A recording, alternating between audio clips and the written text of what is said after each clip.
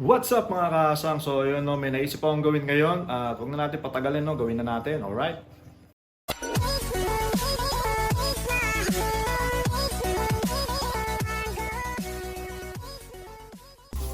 At so yun mga kasang no, kung maalala nyo, nag-setup nga tayo dito ng outdoor tubs natin na may mga konting design na ganyan dahil natripan ni Mrs. yan at gumastos tayo ng konti dyan dahil gusto ko rin magdagdag ng mga lalagyan dito at na-approve na nga yung ating paglalagyan dito.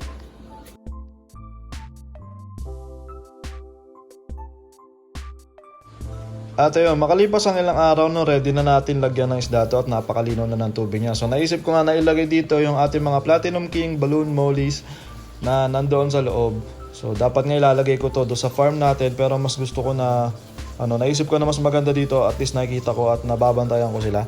So ayan na nga no, magkasama dito yung mga breeders natin na 6 na piraso pati yung mga anak nila na 8 pieces. Yan yung mga first batch na inanak nila na nandoon sa aquarium na pinagsama-sama ko na rin nung nakaraan. At yun nga no, napakaganda ng ganitong klaseng setup guys dahil hindi nyo na kailangan ng aeration, tapos dahil nga meron tayong lupa sa ilalim bago natin tinakpan ng mga bato, pwede tayong magtusok ng halaman dyan na mag-grow din na maganda no, dahil nga merong nutrients na makukuha dun sa lupa at hindi lang basta bato yung nilagay natin. So yung ganitong klaseng setup guys, hindi na to kailangan i-water change, alright. At sa yung mga kasang no, naisipan kong kunin itong mga malalaki kasi nung nakakuha ako ng Glow Tetra sa aking isang kaibigan dito sa amin na nagbebenta rin ng Glow Tetra, may mga kasama mga breeder size. So ang nangyari, pinili ko yung mga malalaki, magkakaibang color to dahil naisip ko na i-breed sila dahil nga malalaki na yung size nila at mga good size na sila. At sa tingin ko naman, mabibreed na to ng madali dahil nga laki na talaga guys. So ayan na nga, inuwi na natin dito sa bahay at nag-setup nga ako dito sa aking 20 gallons na yan, ganyan yung ginawa ko, may breeding cage. Dito nga natin ilalagay yung 5 piraso nating tetra na magkakaiba yung kulay. Tignan natin no, kung mangingitlog yan kasi tingin ko ready na mag-breed talaga to. Any moment pwede mag-breed to pag gumanda siguro yung panahon. Hintay-hintayin natin kung ano nga ba mangyayari dyan. So yun mga kasang, na-update na natin kung anong nangyayari dito sa nilagay natin kagabi ng mga Glow Tetra. Tignan natin kung ano pa yung mga pwede natin gawin ngayon. So yun mga kasang, no, silipin na natin itong mga Glow Tetra na to na nilagay natin dito kagabi. At hindi ko alam kung may itlog na ba to dahil hindi ko pa rin tinitignan. Pero parang, parang lumiit yung tiyan. So ayun guys. Ayun, parang may itlog na yata guys Ayan, may mga pagkain ng isda na nandiyan pero parang tingin ko may mga eggs. Pero dahil malabo yung ating aquarium, hindi natin gaano makita. Pero sa tingin ko meron siya mga eggs. Ayan no, nakikita nyo ba guys? Yung parang mga puti. Kasi nahalo siya dun sa mga nagpakain kasi ako dito kagabi. So nalaglag dyan yung mga pagkain at wala namang kumain dyan. Dahil nga naka-breeding cage sila. Pero kung mapapansin nyo, may mga white na tuldok-tuldok dyan. Na sa tingin ko ay mga eggs ng ating mga tetra. So ayun no, ang sabi sa sa yung mga nagbe-breed nito mabilis lang daw mag-hatch to, mga 1 araw lang, matagal na yung 2 araw. So tignan natin no, kung anong mangyayari diyan. At i-update ko rin kayo syempre at bibidyohan ko yung mga mangyayari diyan dahil hindi pa talaga ako nakapag-breed nito. So tatry pa lang natin at tignan natin baka makachamba tayo dahil may eggs na siya.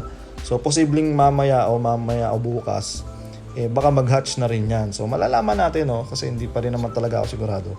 Dahil nga nangyari sa akin to dati pero hindi naman nag-hatch.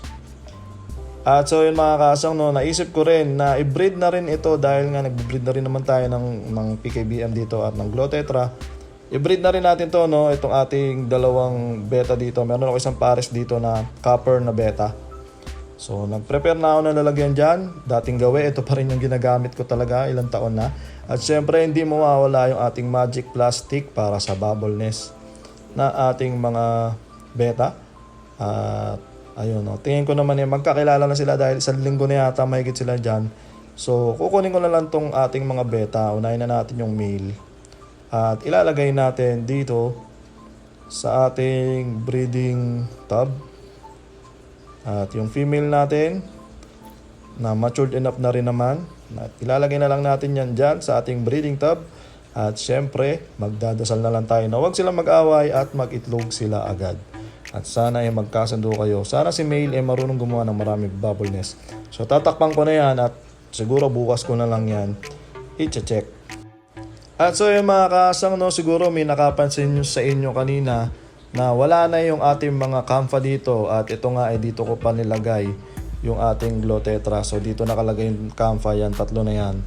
Inalis ko na yan dyan dahil sa tingin ko madilim. Ayan o, pinatay ko ilaw. So madilim. Pag umaga dito, kailangan mong ilawan sila. So medyo magastos pag ilawan natin sila. At kailangan nila ng liwanag talaga para gumanda yung kulay nila. So wala akong ginawa dyan kundi inilabas sila. So nilinis ko na nga yung mga aquarium na yan dahil plano ko na rin naman yan para makakuha tayo ng natural sunlight at magi-green water yan mga ilang araw. Green water na yan na sa tingin ko ay makakatulong sa pagpapaganda ng kulay ng ating mga ginugroom na kamfa. So ito isang to, tingin ko dito female to So yan yung ating Magnus 26. So tingin ko dyan female yan. Ito naman Magnus 27. Ito yung tingin ko na male at medyo nagkakaroon na siya ng cock. Ang problema ko lang dito, yung cock niya hindi parang walang markings. At pula yung mata niyan. Ayan Pero nagkakaroon na siya ng kulay at medyo pumaporma na yung cock niya. Ito naman yung maliit natin na Magnus 38. Ito yung pinakamaliit na fry na nakuha natin dati para sa Grow Out Challenge.